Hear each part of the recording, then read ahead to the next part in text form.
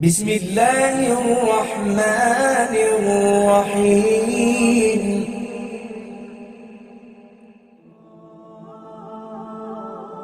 ایک سچا واقعہ سناتا ہوں کہ ایک صاحب نے بتایا تھا، اللہ ان پر رحم کرے، ان کی مغفرت کرے، انتقال کر گئے۔ تو ان کے ایک پڑوسی تھے، انہوں نے کیا کیا کہ وہ بعد میں مجھے محلہ نے واقعہ بتایا کہ ان کے ایک پڑوسی تھے، انہوں نے ان کی پلاٹنگ ہوتی ہے نا، تو آخری گھر جو بناتا بیچارہ اس کو کوس ملتا، ہر کوئی ادھر ادھر سے سب میرے 2 فٹ گئے تو میں اس کے 2 فٹ لے لوں گا، مطلب میری چپل چوری ہوئی تو میں آپ کی چوری کر کے لے جاؤں گا، میرا بھی تو کم بھر رہا تھا تو میں نے لیا، آخری والے کا پلاٹ ادھر سے بھی 4 فٹ کم، ادھر سے بھی 4 فٹ کم۔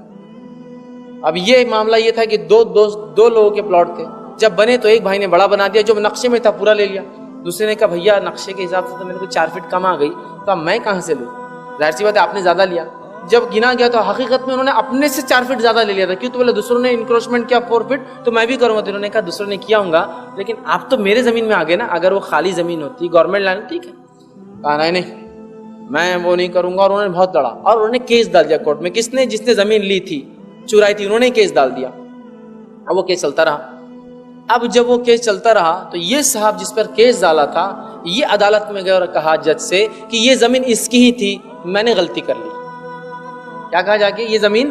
اس کی تھی، ان کو نہیں چاہیے تھا یہ سب کیس ویس اور یہ جھنجھٹ، کہا اس کی تھی لے لو، چونکہ وہ یہ چکر میں نہیں جانا چاہ رہے تھے اور وہ فورن میں رہتے تھے، لیکن ایک بہت سمجھدار انسان تھے، اپنے پیسے کا غلط استعمال بھی کر سکتے تھے لیکن نہیں کیا، کہا اس کی ہے دے دو۔ اور کورٹ سے نکلنے کے بعد اس پڑوسی سے کہا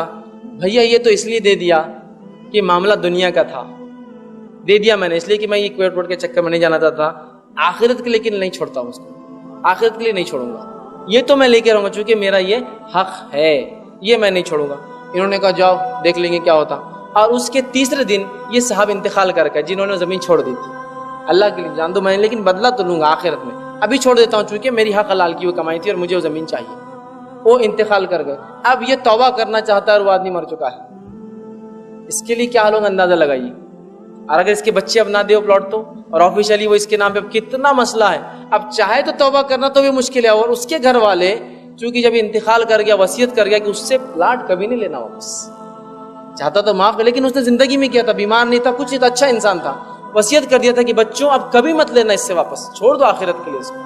اب یہ رو رو کے پچھتا رہا، لیکن وہ بولتا ہونا نہیں، بچے بولتے ہم کو نہیں چاہیے، تمہاری ہوگی ابا نے دے دیے، اور ان کی نیت ہو سکتا معاف کر دیتے لیکن وہ اچانک انتقال کر گئے اور ان کا حق تھا، لیکن تو ایسا بھی ہوتا ہے، وہ چلا جائے تو کہاں سے لیں گے، چھوڑ دیا اس نے لیکن آخرت کے لیے۔ یہ ہوتا ہے میرے بھائیوں، چھوڑ دیجئے چھوٹی موٹی چیز، تو صحابہ کے پاس بہت کلیئر کانسیپٹ تھے آخرت کے، وہ کبھی نہیں ہوتا، اگر کوئی ان کو بولتے نا آخرت میں دیکھ لیں گے تو بولتے تھے بھیا تیرا ہوا، مجھے آخرت کا چکر نہیں چاہیے، نپٹا لے یہاں جو کرنا ہے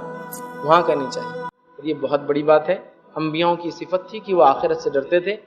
نیک لوگوں کی صفت ہے وہ آخرت سے ڈرتے ہیں، اور اچھے لوگوں کی عادت ہے وہ آخرت سے ڈر کے جو اچھے اعمال